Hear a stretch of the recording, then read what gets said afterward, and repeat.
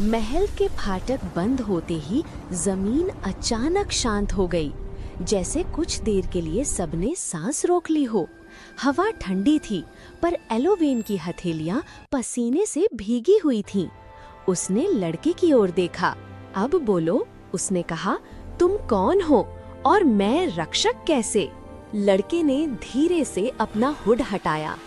मेरा नाम एरिन है, उसने कहा, और जिस सच से तुम्हें छुपाया गया था वही इस दुनिया को बचा भी सकता है और जला भी सकता है।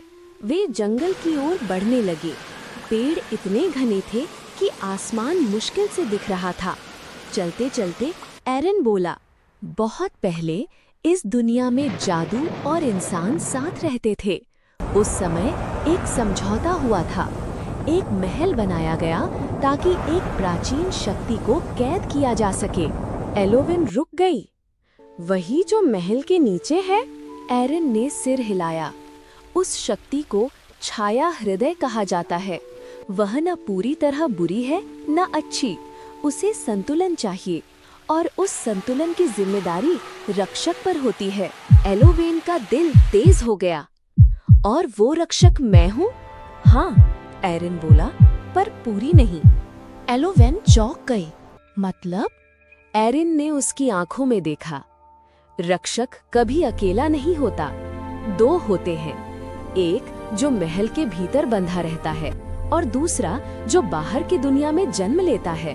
उसी पल जंगल में हलचल हुई। पत्तों के पीछे से साए हिलने लगे, फुसफुसाहटें हवा में तैरने लगीं। रक्षक लौट आई है, अब कैद टूटेगी। एरिन ने तलवार निकाल ली। वे तुम्हें महसूस कर चुके हैं। कौन? एलोवेन की आवाज कांप रही थी। छाया हृदय के सेवक, एरिन बोला, अगर वे तुम्हें पकड़ लें तो वे तुम्हारे जरिए उसे आजाद कर देंगे। अचानक जमीन से काले हाथ निकल आए। एलोवेन पीछे हटी, पर एक साया उसके पैर से लिपट गया। डर के मारे उसने आंखें बंद कर लीं और तभी कुछ हुआ। उसके सीने से नीली रोशनी फूटी।